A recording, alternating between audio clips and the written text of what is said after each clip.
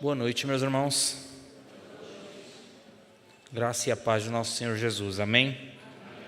Vamos dar início ao nosso culto, ao nosso Deus, louvar, exaltar o seu santo nome.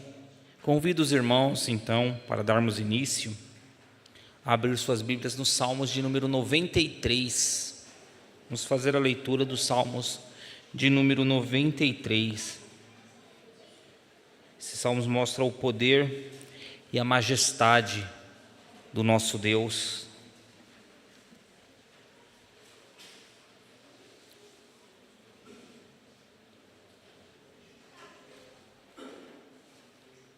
O Salmo de número 93 nos diz assim: Reina o Senhor, revestiu-se de majestade, de poder se revestiu o Senhor e se cingiu. Firmou o mundo que não vacila, desde a antiguidade está firme o teu trono, tu és desde a eternidade. Levantam os rios, ó Senhor, levantam os rios o seu bramido, levantam os rios o seu fragor, mas o Senhor nas alturas é mais poderoso do que o bramido das grandes águas, do que os poderosos vagalhões do mar. Fidelíssimos são os teus testemunhos, a tua casa convém a santidade, Senhor, para todo sempre. Louvado seja o nome desse Deus Todo-Poderoso, Criador dos céus e da terra. E o versículo 5 diz: Fidelíssimos são os teus testemunhos, e a tua casa convém a santidade, Senhor, para todo sempre. Nesse momento nós teremos uma palavra de oração, agradecendo a Deus por todos os bens, tudo aquilo que Ele tem feito em nossas vidas, na vida da tua igreja. Para esta oração eu convido o nosso irmão Antônio Lima, se coloque de pé e ore a Deus, agradecendo a Deus por todas as suas bênçãos. Santo Deus, querido Pai, te louvamos nesta noite, Senhor, por essa belíssima oportunidade que o Senhor tem nos concedido dentro desse dia, Senhor. Nos adentramos nesta noite e que bom, Senhor, nos adentramos na Tua presença aqui dentro da Tua casa e desfrutarmos dessa gloriosa comunhão com a Tua Santa Igreja, Senhor. Queremos, ó Pai, te louvar por esse dia que foi bênção nas nossas vidas, esse dia que o Senhor nos guardou, nos acolheu em Ti, e que o Senhor nos abençoou com todas as bênçãos dos céus, ó Pai. O que nos resta nesta noite simplesmente é te agradecer, Pai. Te agradecer pelo dom da vida, pela saúde, pela paz, pela alegria, pelas nossas famílias. Te agradecer pela nossa igreja. Te agradecer, ó Pai, por aqueles que Tu ainda há de trazer para a Tua casa e pela Tua presença, Senhor. Te agradecemos, ó Deus, pelo nosso pão desse dia, Senhor. Te agradecemos, meu Deus, por aquilo que está por vir da Tua parte, Senhor. Te agradecemos, meu Deus, pela leitura desta palavra, que o Senhor já está no controle. Te agradecemos também, ó Pai, por tudo aquilo que vai ser regido, dirigido nesta noite em Tua presença, pela ação do Teu Espírito Santo em nosso meio, Senhor. Te louvamos, ó Deus, pela vida da Tua Santa Igreja, Senhor. Te agradecemos, ó Pai, desde já pela Tua palavra, que a pouco instante ela será ministrada também aos nossos corações, ó Pai. Pai Santo, continue falando conosco. Recebe a nossa adoração nesta noite, recebe o nosso louvor nesta noite, recebe o nosso cântico, receba a nossa oferta de gratidão, Senhor. Perdoe os nossos pecados, tenha misericórdia das nossas vidas, ó Pai. Aquele Teu servo, Tua serva, Senhor, que encontra nesta noite dificuldade de estar na Tua presença nesta noite, ou melhor, na Tua casa, sim, Senhor. Porque na Tua presença Ele está, Senhor, mas o coração dele, quem sabe, palpita para que pudesse estar aqui, Senhor, mas ele se encontra impedido, talvez, pelo algum problema, ou dificuldade, ou enfermidade, mas que o Senhor possa estar visitando esse Teu servo, Tua serva, nesta noite, ó Pai, e dando a ele, Senhor, a cura que ele tanto busca em Ti, ó Pai. Santo Deus, que Tu possas ser o centro das nossas vidas nesta noite, o centro das nossas atenções, o centro deste culto nesta noite. Permaneça conosco, ó Pai. É a nossa oração, a oração da comunidade de fé desta igreja, que ora e te agradece em tudo, em nome de Jesus. Amém. Amém, Senhor. A este Deus santo, que requer de nós santidade, vamos, ao som do playback, louvar a Ele com o hino de número 133, Aspiração à Santidade. Ao som do playback, eu convido aos irmãos a se colocarem de pé.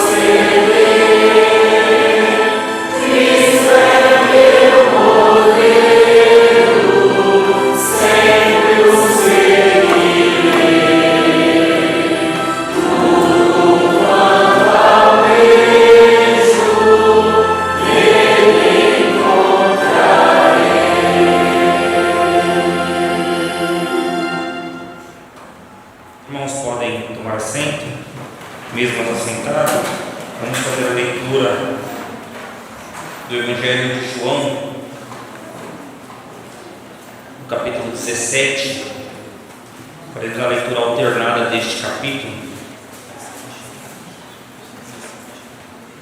João, Evangelho de João, capítulo 17, a oração sacerdotal de Jesus.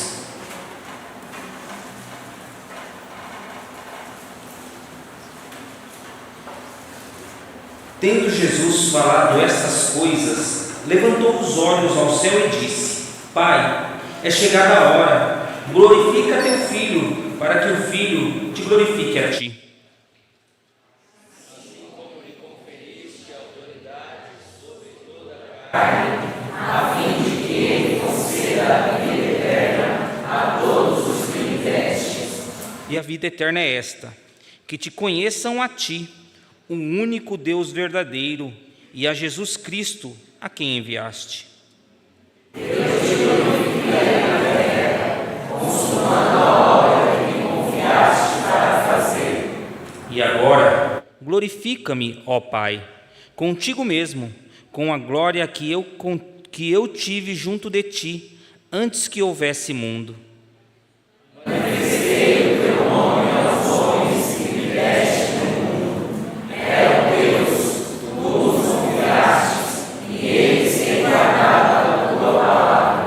Agora, eles reconhecem que todas as coisas que me tens dado provêm de ti.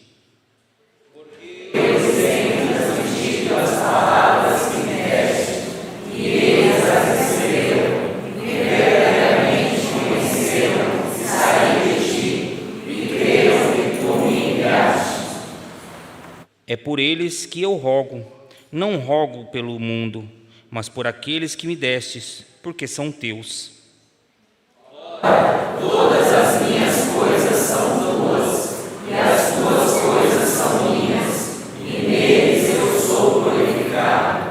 Já não estou no mundo, mas eles continuam no mundo, ao passo que eu vou para junto de ti. Pai Santo, guarda-os em teu nome, que me destes, para que eles sejam um, assim como nós.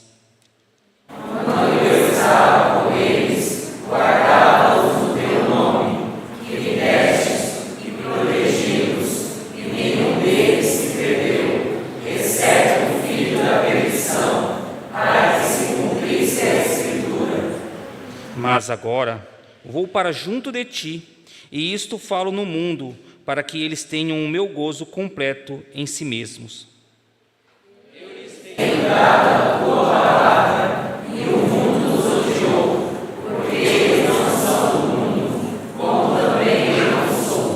Não peço que os tires do mundo, e sim que os guarde do mal.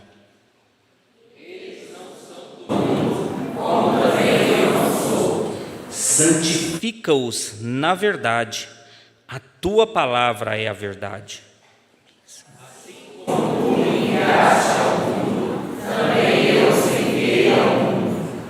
E a favor deles eu me santifico a mim mesmo, para que eles também sejam santificados na verdade.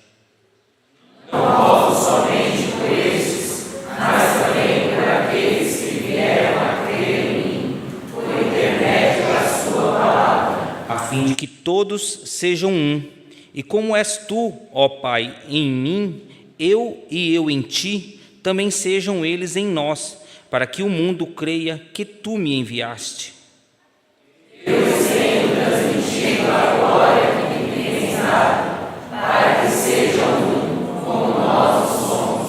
Eu neles e tu em mim, a fim de que sejam aperfeiçoados na unidade, para que o mundo conheça que tu me enviastes e os amaste, como também amastes a mim.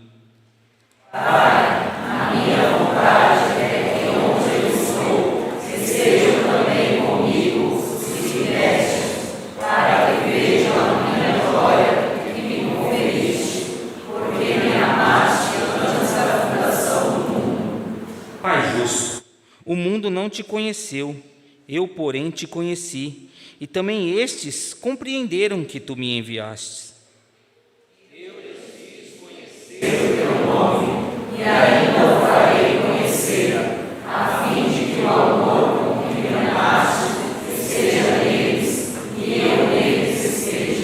Amém. O Senhor Jesus aqui, antes de ser crucificado, ele deixa essa palavra aos seus discípulos, que passariam por dificuldades no mundo, mas que o Senhor estaria com ele.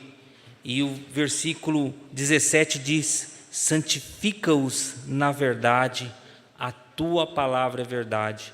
Nós passamos por dificuldades, meus irmãos, e não somente as dificuldades na nossa vida, no cotidiano, mas às vezes somos tentados a pecar contra o nosso Deus, a aborrecer ao Espírito Santo com os nossos pecados. Nesse momento nós teremos uns instantes de oração silenciosa e confessar os nossos pecados a esse Deus glorioso, a esse Deus tremendo, a dizer a Ele o quanto nós estamos arrependidos por pecar contra o Espírito Santo, pecar contra o nosso Deus.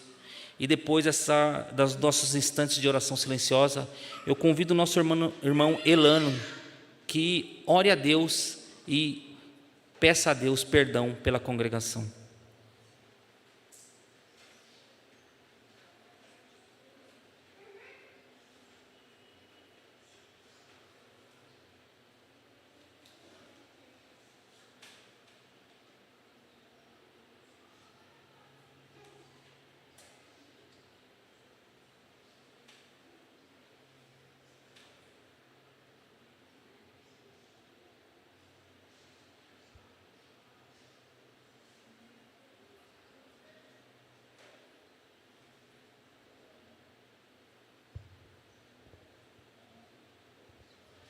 Pai Santo, nós queremos nos achegar ao Senhor, primeiro para te adorar, para te engrandecer, para te glorificar, porque tu mereces, Senhor.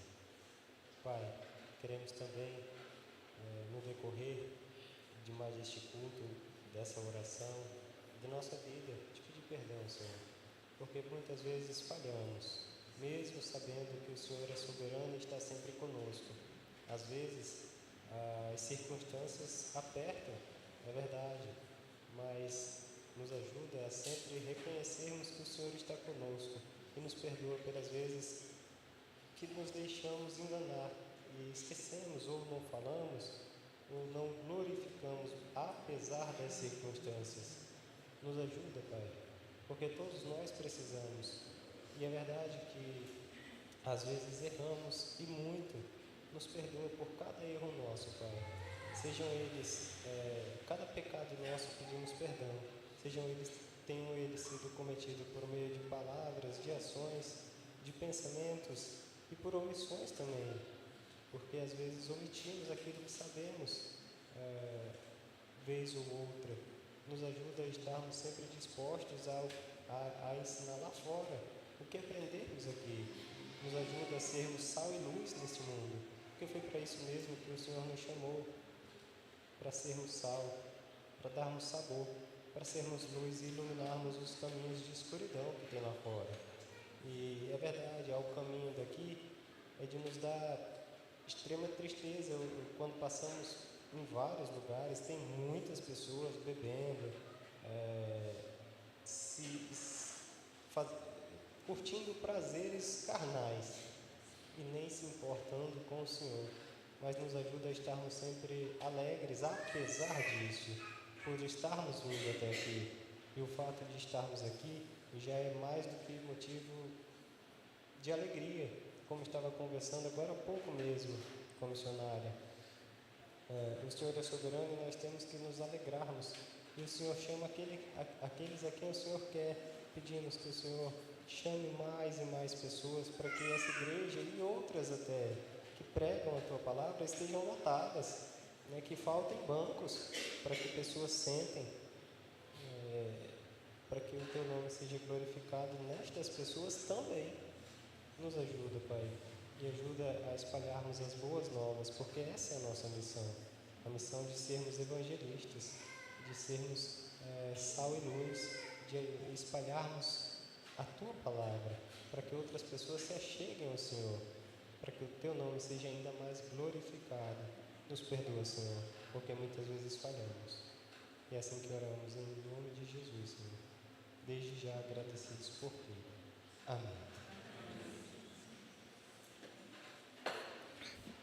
O Senhor conhece os nossos corações, Ele sabe a sinceridade que há dentro de cada coração quando nós nos arrependemos e nos colocamos diante dEle, pedimos perdão a Ele. Ele é fiel e nos perdoa. Nesse intuito, meus irmãos, vamos louvar a Deus com o hino de número 74, Sinceridade. Então, ao som do playback, eu convido a amada igreja a se colocar de pé.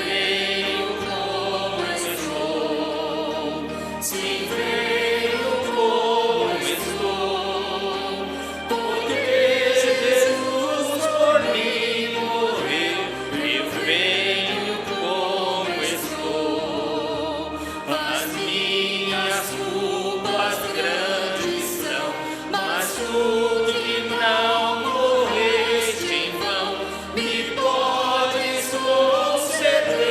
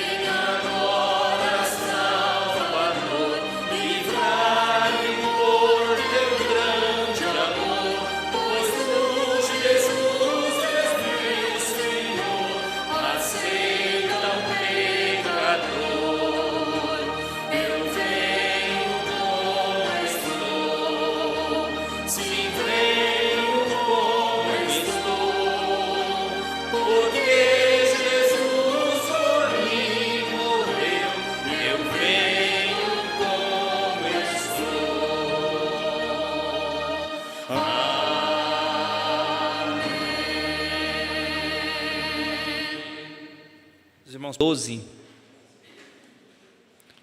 versículos 1 e 2, vai nos dizer sobre a nova vida em Cristo, a nova vida com o nosso Senhor. Romanos 12, versículos 1 e 2 diz assim: Rogo-vos, pois, irmãos, pelas misericórdias de Deus, que apresenteis o vosso corpo por sacrifício vivo, santo e agradável a Deus, que é o vosso culto racional. E não vos conformeis com este século, mas transformai-vos pela renovação da vossa mente, para que experimenteis qual seja a boa, agradável e perfeita vontade de Deus. O coral, nesse momento, ele conduzirá a igreja em louvor.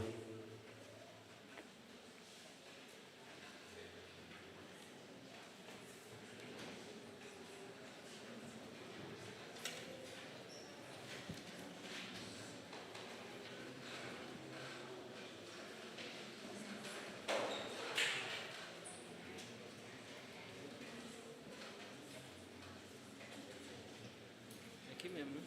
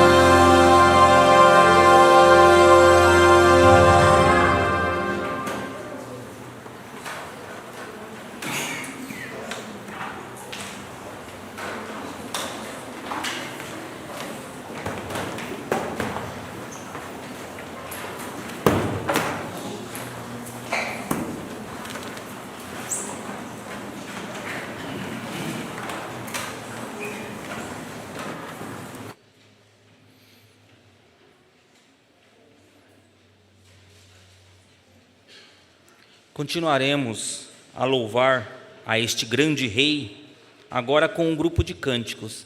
E os irmãos, enquanto o grupo de cânticos estiver louvando a Deus, terá a oportunidade também de consagrar os seus dízimos e as suas ofertas.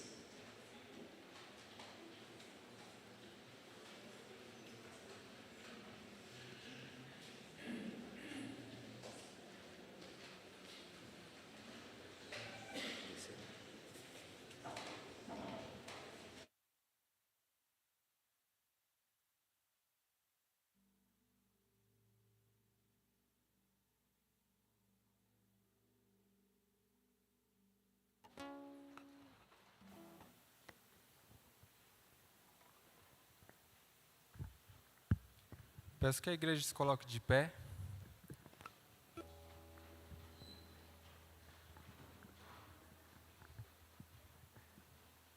Hoje o vocal me deu a incumbência de ministrar o louvor.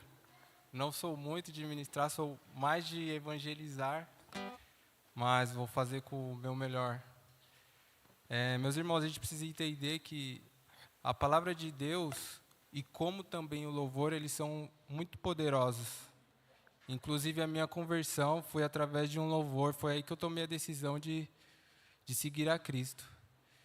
Então, o nosso primeiro louvor é o meu respirar. Em Atos 17, 28, a parte A do versículo, ele fala: porque nele vivemos, nos movemos e existimos. Então, quando ouvimos a melodia dessa música, este é o meu respirar, somos lembrados da nossa dependência de Deus, de cada respiração nossa, do nosso dia a dia. Então vamos dar continuidade aos nossos louvores.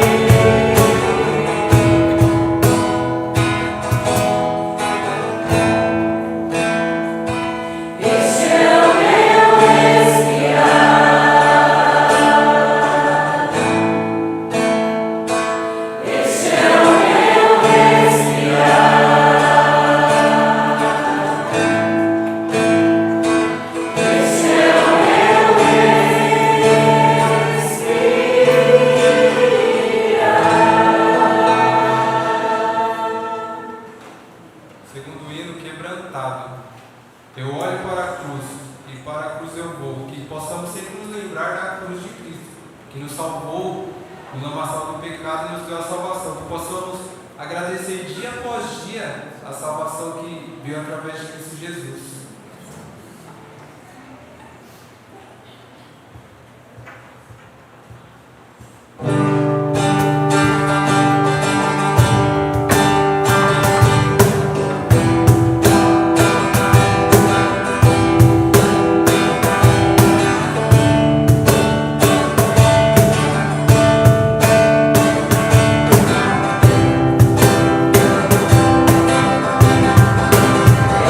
Glória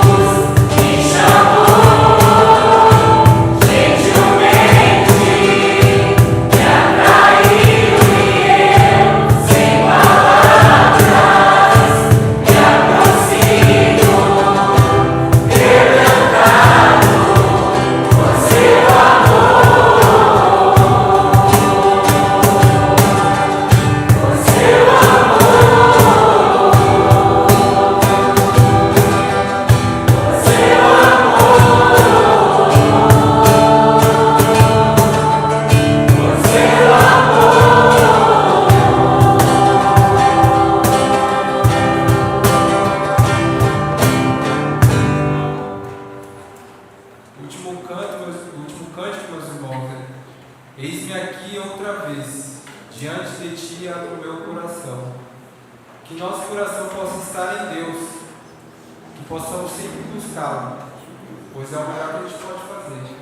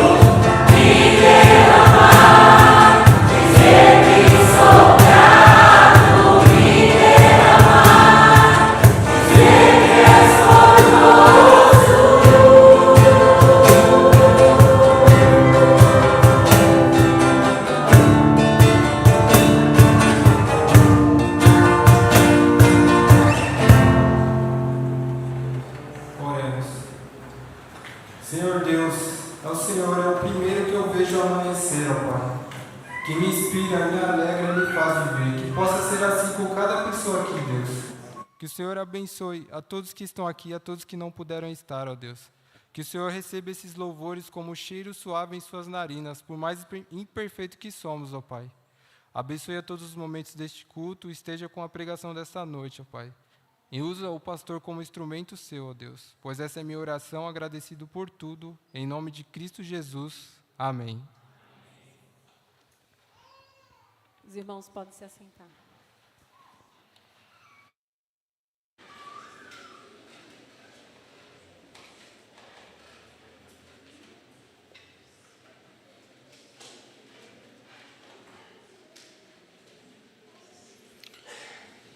Os irmãos, o pastor nos trará a mensagem agora, ele fará a leitura do texto ao qual será explanado, E após a leitura, eu convido nosso irmão Ananias que se coloque de pé e ore em favor do ministro de Deus, para que Deus esteja usando a vida do pastor para novamente falar aos nossos corações.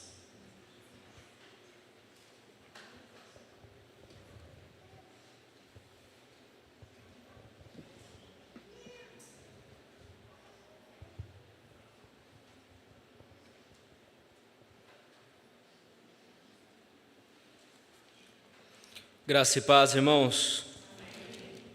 Abramos a palavra do Senhor na carta de Paulo aos Efésios, no capítulo 4.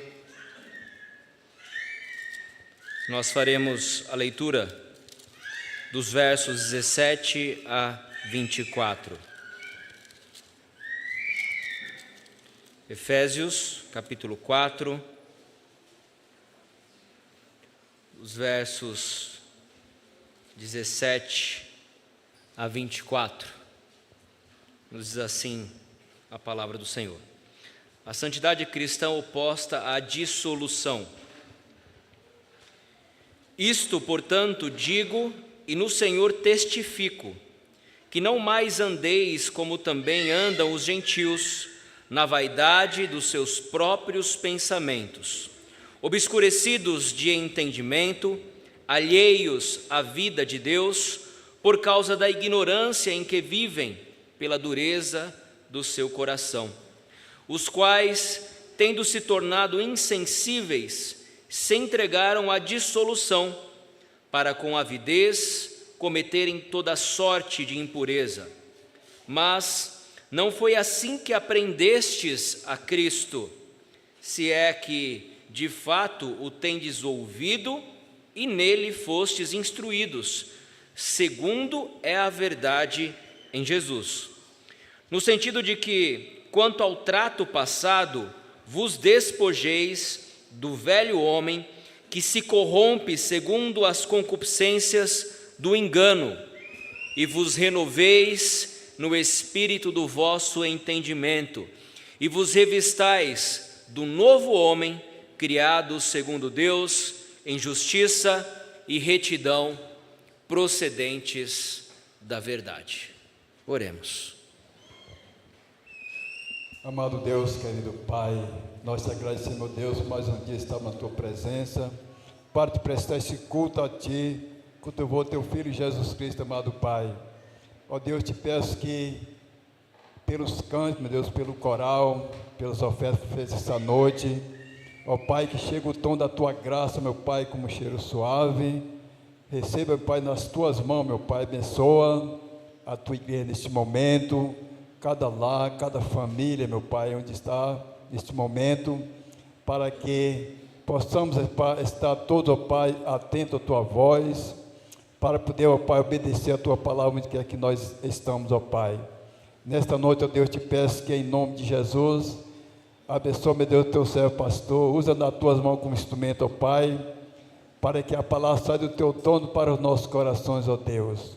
Ó Pai, te peço que em nome de Jesus, que todo bloqueio de mente, toda falta de atenção, que caia por terra agora em nome de Jesus, que neste momento a Tua palavra no nosso coração, meu Deus, mais uma vez te peço, use o Teu servo nas Tuas mãos como instrumento, Pai. Muito obrigado por tudo, perdoa o nosso pecado, eu te agradeço em nome santo de Jesus, amém. Amém. Agostinho de Hipona viveu no 4º século da era cristã, filho de Mônica, uma serva de Cristo, que orava constantemente pela conversão e transformação de seu filho. Mais conhecido na história como Santo Agostinho, ele viveu um longo período da sua vida entregue às paixões da carne e correndo atrás de uma filosofia pela qual viver. Agostinho é considerado uma das mais importantes e influentes figuras, teólogos e filósofos dos primeiros séculos da era cristã. Mas antes de conhecer a Cristo, de render-se à fé cristã, Agostinho flertou com a filosofia platônica, mais precisamente o neoplatonismo de Plotino, e durante 12 anos de sua vida ele viveu dentro de uma prática dualista que divide o mundo entre o bem e o mal, oriunda do gnosticismo, mais conhecido como maniqueísmo. O maniqueísmo combinava certo tipo de pensamento cristão, mas tinha também a religião persa, como o zoroastrismo, uma antiga religião, e outras misturas de religiões orientais, e eles entendiam que a salvação ocorria pela libertação da luz da alma, que estava por sua vez escravizada à matéria. Uma vez que a matéria, o corpo, é ruim, a salvação precisava ter essa libertação da alma. E essa salvação ocorria através da exposição à luz, e a luz para eles era Cristo. Portanto, apesar de ter alguns ensinamentos relacionados ao cristianismo, a salvação não era pela morte substitutiva de Cristo na cruz, pelo derramamento do seu sangue que purifica pecados. E ele flertou com o neoplatonismo, com o maniqueísmo. Entretanto, essas filosofias, essas vãs sutilezas dos homens não trouxeram paz ao coração de Agostinho, tampouco proporcionou mudanças na sua vida. Não fez com que ele abandonasse as velhas práticas de outrora, não fez com que ele deixasse as inclinações pecaminosas da sua carne. E ele vai descrevendo isso no seu livro, As Confissões de Santo Agostinho. E esse abandono das práticas pecaminosas ocorre somente quando ele tem um encontro com o Cristo das Escrituras Sagradas. Ele registra esta transformação, essa mudança de chave que ocorre na vida, na mente, no coração dele, em sua obra As Confissões, com as suas próprias palavras, dizendo: à medida em que esse profundo autoexame trouxe à tona toda a minha miséria e expôs diante dos olhos do meu coração, uma grande tempestade se formou, rompendo em uma intensa chuva de lágrimas. Ele começa a contar aqui como ele se converteu. Recostei-me sobre uma figueira e libertei minhas lágrimas. Rios fluíram de meus olhos, um sacrifício aceitável a ti. E ele se perguntava: até quando, ó Senhor? Quanto tempo, ó Senhor, ficarás irritado? Não te lembres dos nossos pecados antigos. Diz ele: senti a força dos meus pecados segurando-me e dei voz aos gritos de minha alma. Por quanto tempo continuarei clamando manhã e amanhã? Por que não agora? Porque a maldade não chega ao fim nessa hora. Disse essas coisas e chorei as lágrimas mais amargas no quebrantamento do meu coração. De repente, ouvi uma voz na porta ao lado, a voz de um menino ou uma menina, não sei, cantando e repetindo sem parar: pegue e leia. Imediatamente o meu semblante mudou e comecei a pensar mais intensamente se havia algum tipo de jogo em que as crianças falassem algo assim. Ali havia deixado o livro do apóstolo. Eu agarrei, abri e li em silêncio a passagem que primeiro chamou a minha atenção. Não em folia e embriaguez, não em libertinagem e licenciosidade, não em briga e ciúmes, mas revistam-se do Senhor Jesus Cristo e não tomem providência para a carne em suas concupiscências. Não tinha vontade de ler mais nada, não havia necessidade. Assim que cheguei ao final dessa frase, a luz da segurança foi derramada em meu coração e todas as nuvens de dúvida se dissiparam. De lá, entramos na casa de minha mãe, contamos o que ocorrera e ela ficou muito feliz. Exultante, comemorou e bendisse a ti, que é capaz de fazer mais do que pedimos ou pensamos. Convertia-me de tal maneira que eu não procuraria uma esposa ou qualquer outra esperança no mundo presente. Estava seguindo aquela regra de fé que lhe revelastes há tantos anos antes. Transformaste a sua tristeza em uma alegria mais abundante do que ela desejava.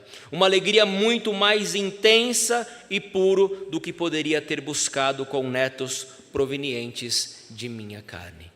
E assim narra a transformação na vida deste servo de Deus. Quando nós olhamos para a história de Agostinho, nós vemos Deus transformando de forma ativa, trabalhando de forma ativa na vida daquele homem que antes estava entregue aos pecados, às luxúrias e aos prazeres da carne, correndo atrás de vãs filosofias, como se essas pudessem saciar os anseios de sua alma, mas encontrando a verdadeira transformação somente na graça operante de Cristo Jesus por meio da sua palavra. A passagem que ele leu está na carta de Paulo aos Romanos. Foi quando Deus imprimiu as palavras através do Espírito Santo e ele foi então profundamente transformado. E é exatamente sobre essa transformação de vida que Paulo vai tratar aqui no capítulo 4, nos versos finais do capítulo 4, mais precisamente a partir do verso 17 que nós estamos trabalhando, e depois, de maneira mais específica, ele vai falar alguns pecados que precisamos abandonar definitivamente para seguir e viver para a glória de Cristo Jesus. Nós precisamos retornar ao início do capítulo 4 e entender que Paulo está chamando os crentes à unidade. Ele está pedindo para que os crentes se esforcem para que vivam em união como corpo de Cristo, dispondo os seus dons a serviço desse corpo, para crescimento e edificação desse corpo, a fim de que todos chegassem à estatura da plenitude de Cristo e não mais fossem como meninos agitados de um lado para o outro e levados ao redor por todo o vento de doutrina e pela artimanha dos homens e pela astúcia com que induzem ao erro, como fez Agostinho durante alguns anos da sua vida. E o propósito é justamente esse, para que possamos ter o pleno conhecimento de Cristo e entender que em Cristo, nele, por meio dele, nós temos a suficiência para os anseios e as inquietações da nossa alma, e é somente em Cristo em que encontramos verdadeira transformação e mudança em novidade de vida.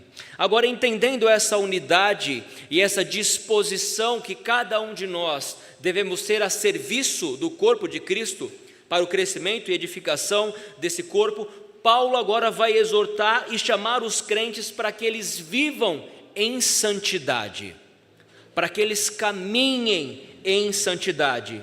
E a santidade aqui, meus irmãos, é apresentada sob dois aspectos. Uma, aquilo que você precisa deixar, aquilo que você precisa abandonar, as velhas práticas que antes você tinha, antes de conhecer a Cristo você andava e pela qual vivia, mas uma vez conhecendo a Cristo, verdadeiramente andando e caminhando com Cristo, agora você precisa abandonar para seguir em retidade, em santidade, em justiça, conforme o novo homem que se refaz, segundo Deus, por meio da obra de Cristo Jesus. E o que nós aprendemos aqui é que a verdadeira fé em Cristo exige que andemos em novidade de vida.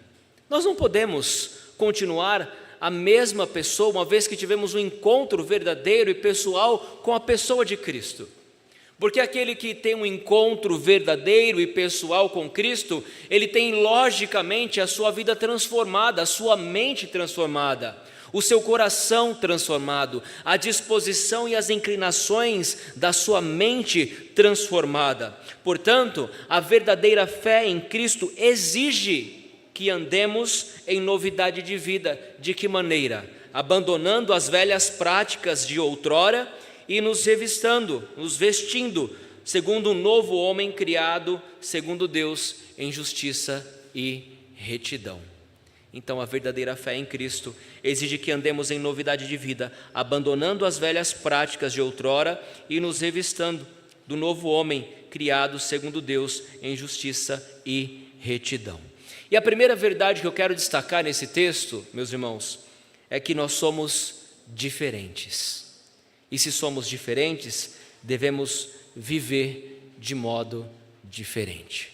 Somos diferentes, vivamos de modo diferente. Olhem só os versos a partir do verso 17.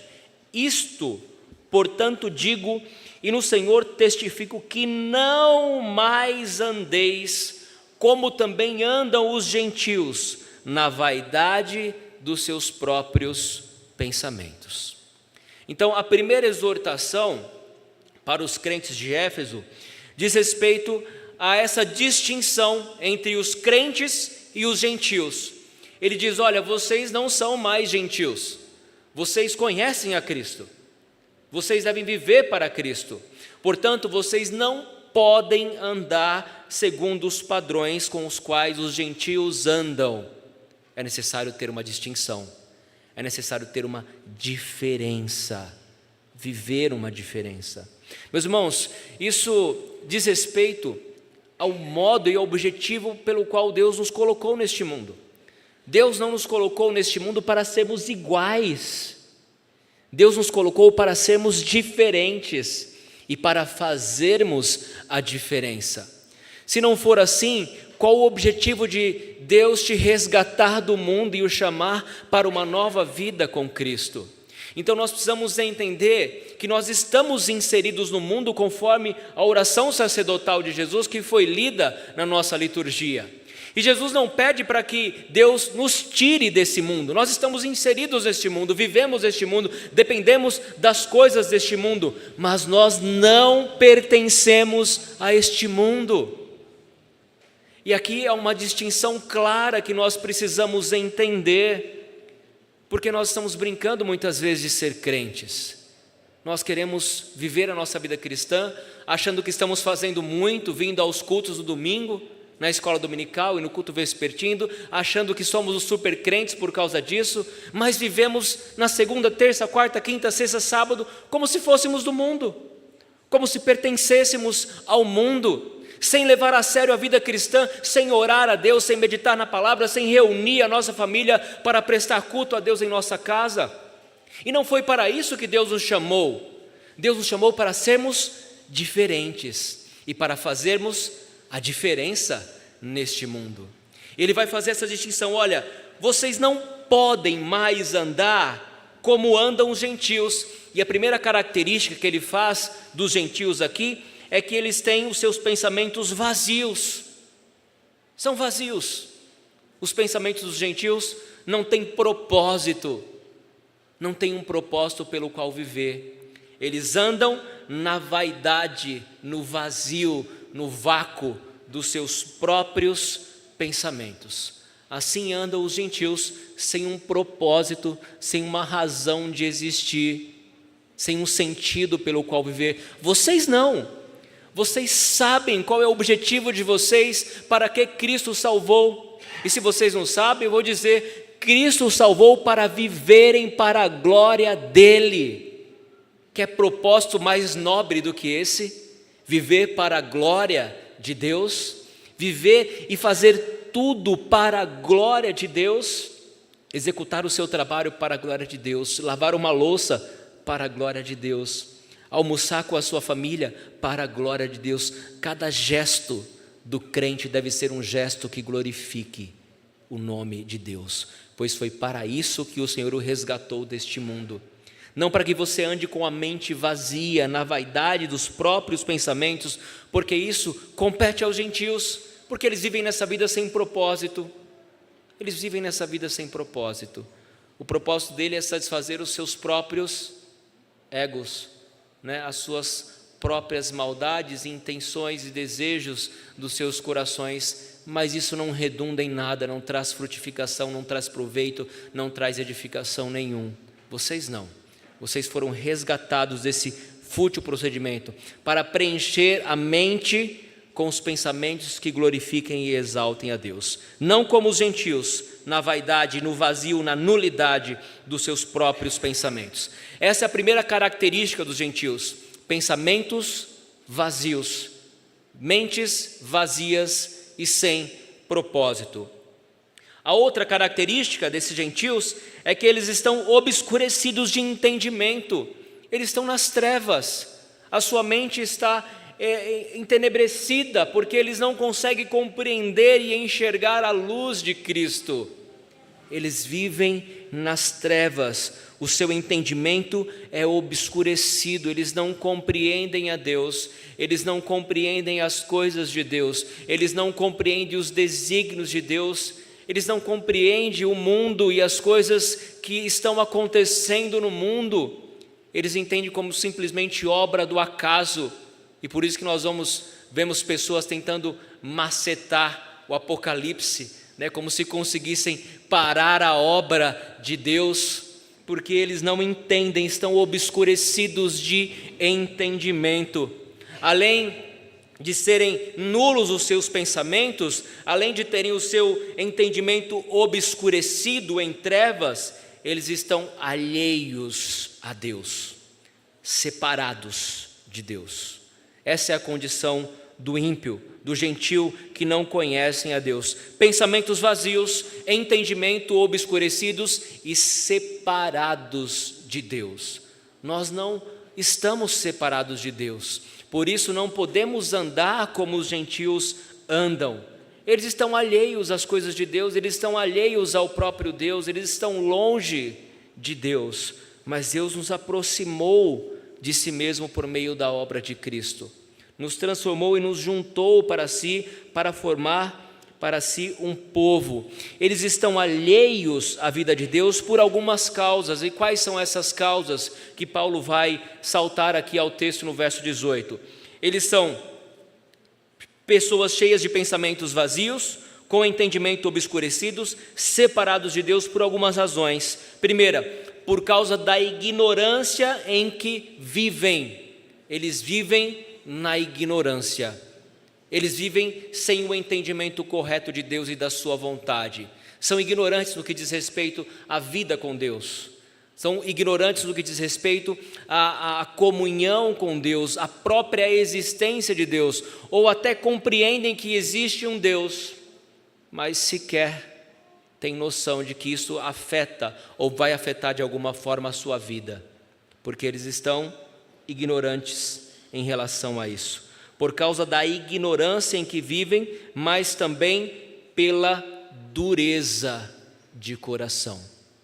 Os corações deles são corações de pedra, corações endurecidos por causa do pecado.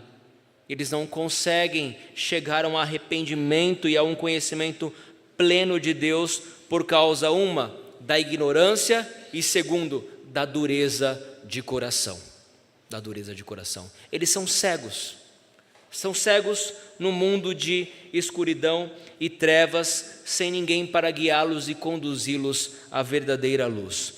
E o que eles se tornaram diante dessa dureza e dessa ignorância de coração, o versículo 19 vai descrever: os quais, tendo se tornado insensíveis, se entregaram à dissolução, para com avidez cometerem toda sorte de impureza.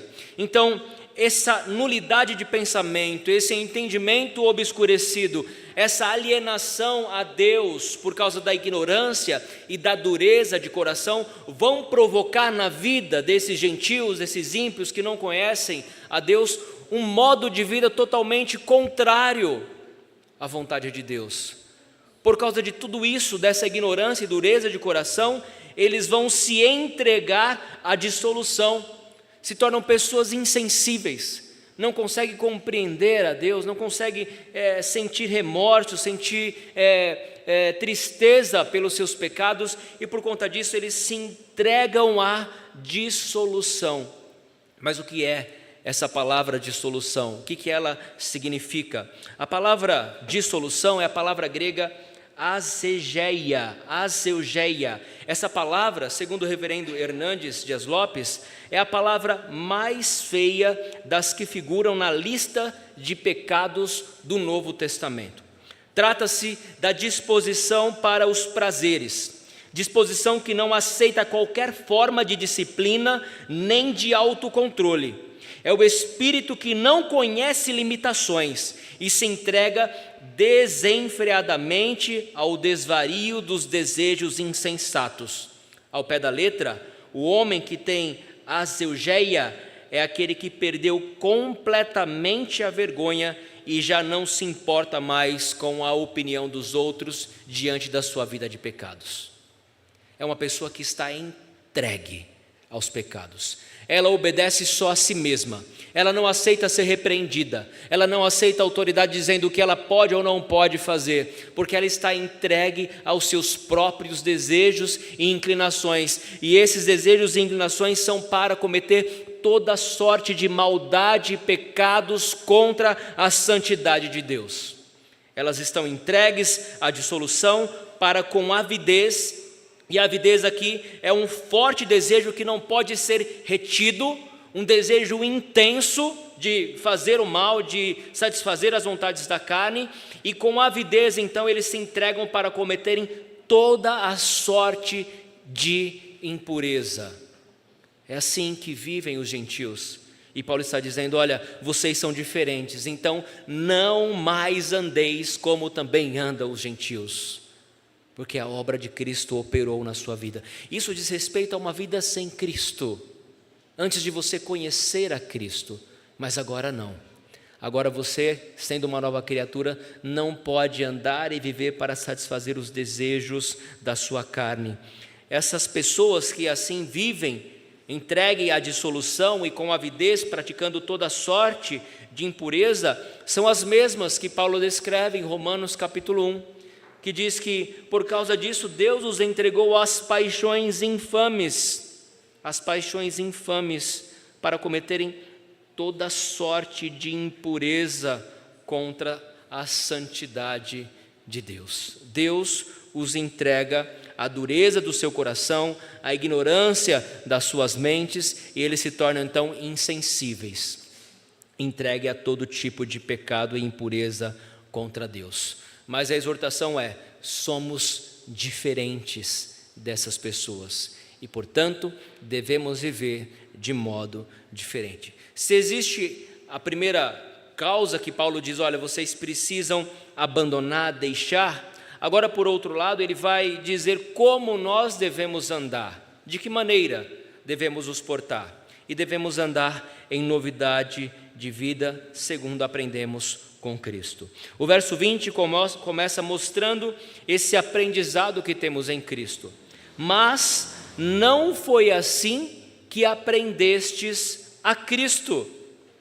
Aprendestes a Cristo significa aprender com Cristo, com o próprio Cristo, não aprender de Cristo ou sobre Cristo, mas aprender a Cristo, com Cristo, em Cristo, se é que de fato tendes ouvido e nele fostes instruído, segundo é a verdade em Jesus. Segundo é a verdade em Jesus. Então, o que Paulo está dizendo é fazendo esse contraste. Olha, os gentios viviam assim, mas vocês não. Vocês não. Vocês foram instruídos e aprenderam com Cristo, se é que de fato tendes ouvido. Por que ele coloca esse se aí? Porque nem todos que estão na igreja ouvem de fato as palavras da verdade de Cristo. Há pessoas que estão no nosso meio, mas que têm os seus ouvidos tampados para a verdade. E não consegue aprender a Cristo, aprender com Cristo e viver com Cristo. E por isso ele diz, vós não foi assim que aprendestes, não foi dessa maneira que vocês aprenderam com Cristo. Se é que de fato tendes ouvido e nele fostes instruídos. Então a primeira instrução e exortação que nós precisamos entender aqui é que a vida cristã, meus irmãos, ela não é exaurida no momento da conversão. Ali é o primeiro passo. É o primeiro passo. Você se converteu a Cristo, a graça se manifestou, você agora é uma nova criatura, agora você precisa caminhar com Cristo e aprender com Cristo e aprender a Cristo.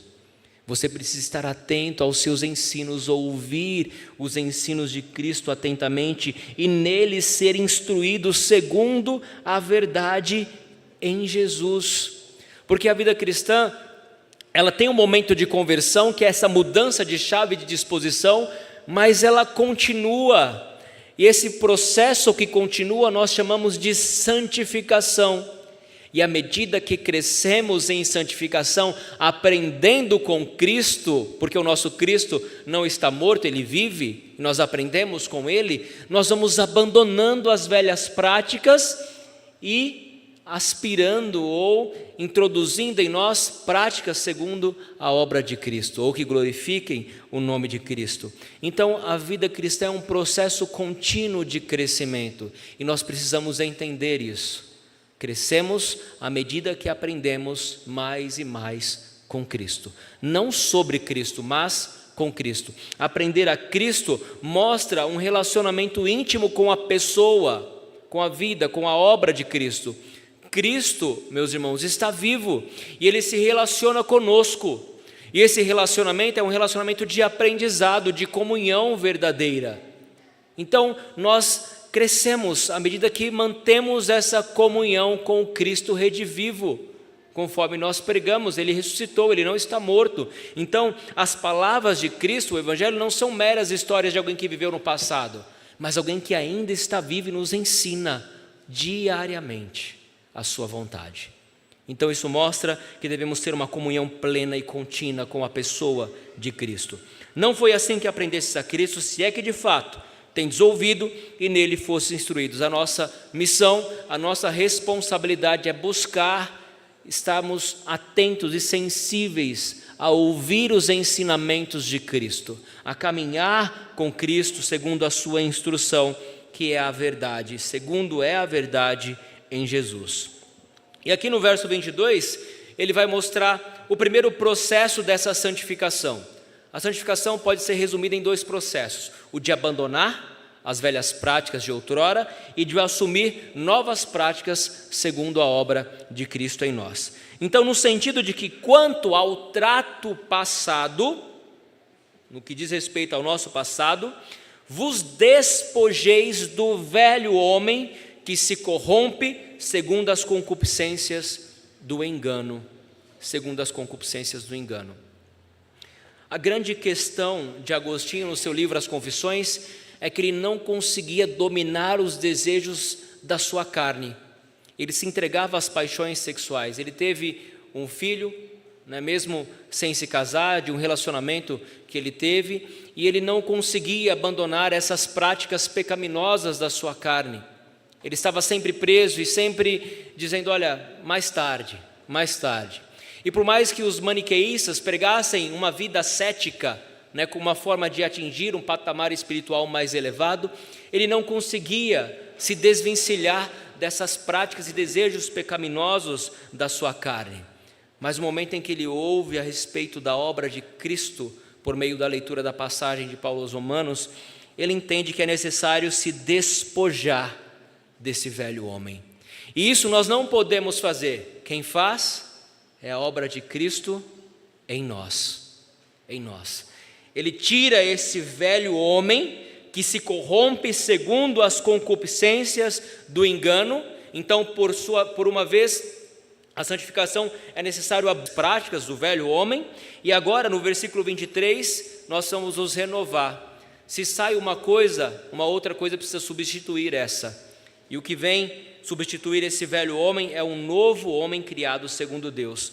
E vos renoveis no espírito do vosso entendimento, e vos revistais do novo homem, criado segundo Deus, em justiça e retidão, procedentes da verdade. Em justiça e retidão, procedentes da verdade. E vos revistais do novo homem, criado segundo Deus. Meus irmãos, santificação, portanto, é uma obra de Deus, que Deus opera em nós, mas nós não somos totalmente passivos. Nós temos as nossas responsabilidades e o nosso papel nesse processo de santificação.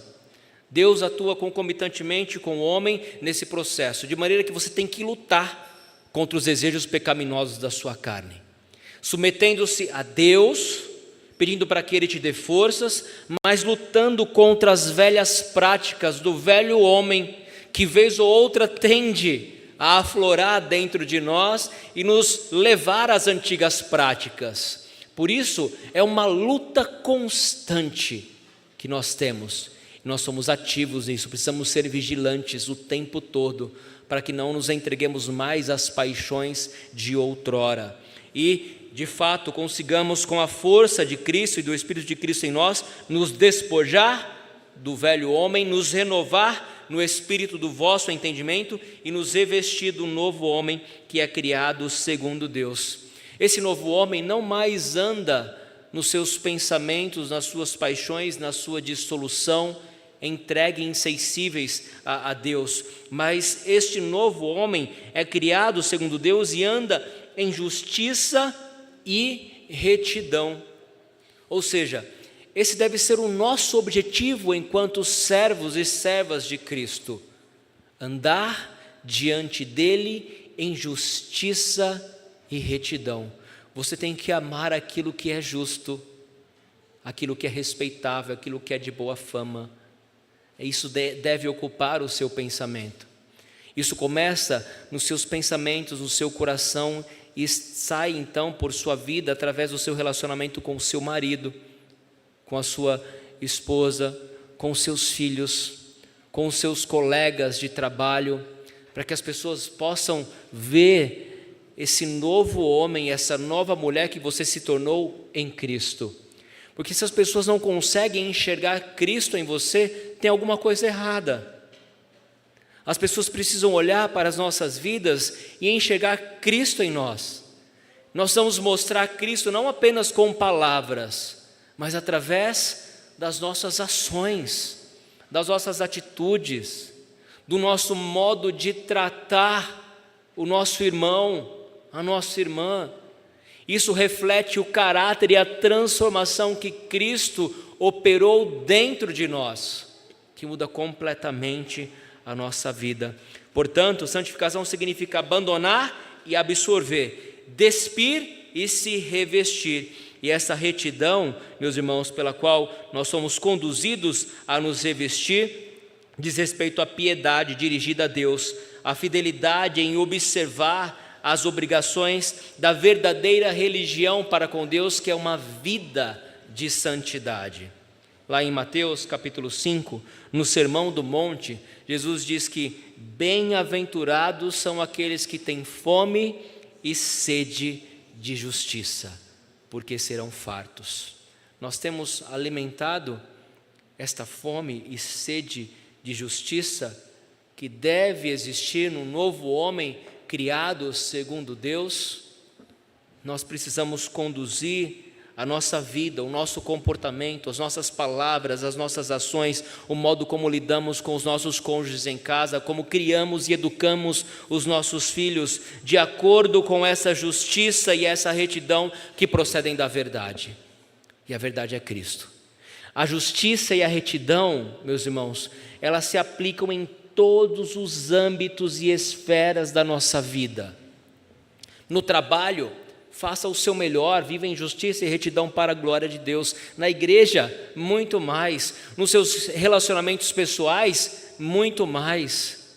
Viva em santidade e retidão em todas as esferas da sua vida. E eu quero concluir, meus irmãos, essa palavra com a ponderação que William Hendricks faz a respeito desse texto. Ele diz: vocês não aprenderam de Cristo para continuarem vivendo segundo os procedimentos dos gentios. Aprender Cristo é muito mais que aprender sobre Cristo. Os efésios não só haviam recebido um corpo de doutrina, isto é, sobre Cristo, e nem só haviam observado na vida daqueles que exibiram o que esta doutrina era capaz de realizar, mas, além disso, eles mesmos, por um ato de fé operado pelo Espírito Santo, haviam recebido esse Cristo em seus corações. Foi com alegria que receberam o sacramento do santo batismo, e por meio de uma constante e sistemática participação dos meios de graça, por meio da oração e das respostas a ela, por meio do viver diário de conformidade com os princípios da verdade do Evangelho, eles haviam aprendido Cristo. Sim, aprendido a Cristo pessoalmente. Paulo aqui apresenta a apropriação de Cristo e da salvação nele como resultado de um processo de aprendizagem, uma aprendizagem que envolve coração, mente e vontade. Então, aprender a Cristo é caminhar com Cristo, e caminhar com Cristo transforma e muda as nossas vidas. Nós não podemos ser transformados por nós mesmos, nós precisamos da obra de Cristo em nós. Portanto, aprendamos a Cristo, com Cristo, caminhemos em Cristo, por meio dele, segundo o homem, um novo homem, criado segundo Deus, em justiça e retidão, procedentes da verdade. Mas nós precisamos ponderar sobre algumas coisas, que vez ou outra nos faz cair e voltar às práticas do velho homem. Pergunte-se a si mesmo: o que tem te impedido de viver uma vida santa diante do Senhor? Quais são as práticas pecaminosas, vícios, vicissitudes que precisamos nos despojar? Quais são as velhas práticas que ainda insiste em habitar em nós, que precisamos abandonar? Cada um conhece as suas próprias fraquezas, lute contra elas, mas não sozinha, não sozinhos, lute juntamente com Cristo, aprendendo a Cristo. Peça a Deus para que, pela instrução de Cristo, o seu ensino, sua presença, os velhos hábitos possam ser, de uma vez por todas, abandonados e substituídos por novos hábitos que procedem da justiça e retidão oriundos da verdade. Que Jesus Cristo, que é a fonte de todo poder, possa nos ajudar a vencermos essa batalha. Portanto, se submeta a Cristo, busque na fonte e no poder de Cristo o viver segundo um novo homem, para a glória do nosso Deus. Que Ele nos abençoe e aplique a sua palavra em nossos corações.